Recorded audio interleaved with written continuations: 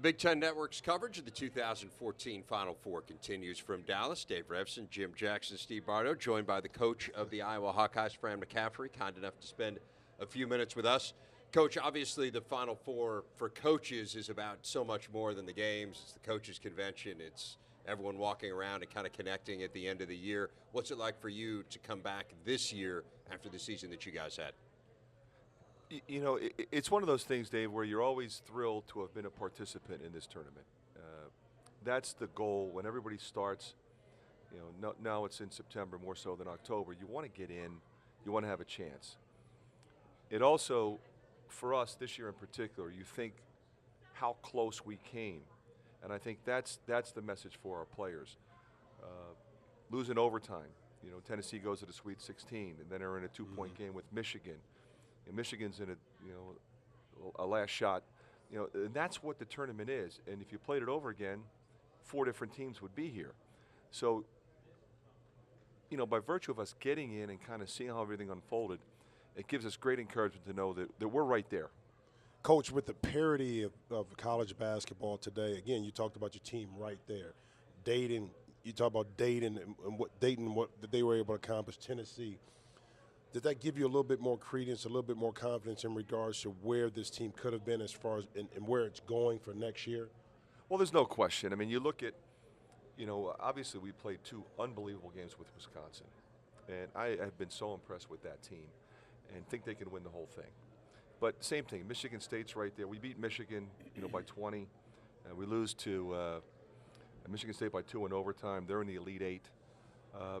So clearly we've upgraded our talent level. We have more depth and I think a greater sense of where we are and where we can go. So what that does is it creates a hunger in our guys as they prepare in the offseason, in the summer, in the preseason, and it gives them something to really lock into. And that's what I'm excited about. Coach, I'm going to put you in Bo Ryan's position. And what would be the challenges for him to the balance between having his guys enjoy the experience but being ready to play? What are some of those challenges that Bo's up against right now? My suspicion is what he'll do is he'll try to keep it as consistent as possible. Okay. You're right. It's so different, you know, especially when you're down here. So the question is, how much do you let the guys out of the hotel? Right. Mm-hmm. Where do you go? Or do you just kind of keep them sequestered and watch film, lock in? I would assume he would let them have some family time. All the families will be here. Mm-hmm. A little bit of family time, tape review, obviously whatever practices they're doing, you know, and a curfew and make sure they're getting rest and things like that. But you know, he's got a pretty mature club. You know, I think those guys, if they wander out of the hotel and, you know, people are, you know, coming up to them, I think those kids can handle it. I really do. Okay. For me, Coach, how special is it? I mean, people always talk about getting to the national championship game, but just getting to the Final Four, and Steve has been there before, that in itself is a big-time accomplishment. I don't think people really understand. It's not just winning the championship or getting there, but getting to the Final Four is a feat all within itself. But it's so hard to do. It is incredibly complicated. So many teams are in the same position in terms of resources. I mean, everybody gives scholarships. There's 350 of us, and now there's only 4 left. And you have to play incredibly well for a long period of time. If you got to put a program together, the pieces have to fit. And it's something that you can talk about for the rest of your life. I played in the Final Four. You know, and as a coach, I always say that I wish that every one of my players could at least say they played in the NCAA tournament. But the Final Four, that's a whole different thing. Take us through the career of Devin Marble and what he's meant to the program and what you've seen when you first came in to where he is right now. You know, right away, Stephen, you could tell that he had a chance to be special.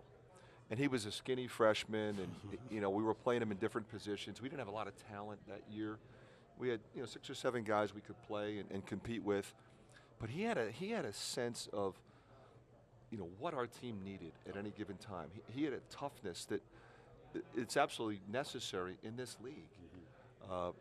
You know, we eventually played him more at 1 than I ever thought we would.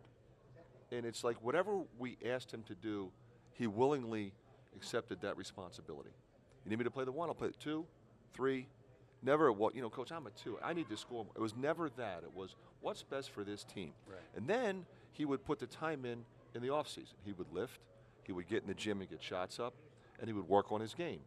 But his attitude and his leadership and his character, it may be the best I've ever had.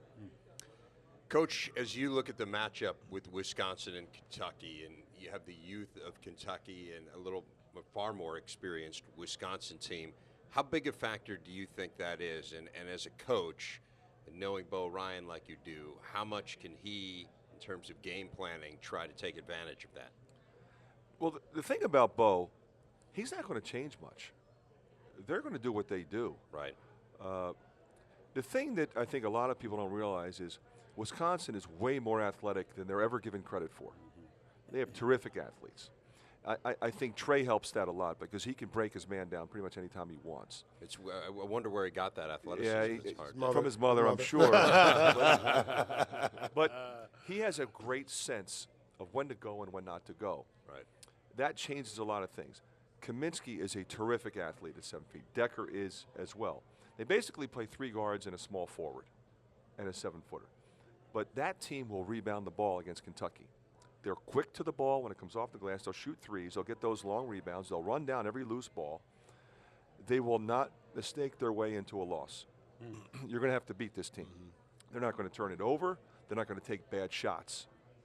They're not going to put you on the free throw line.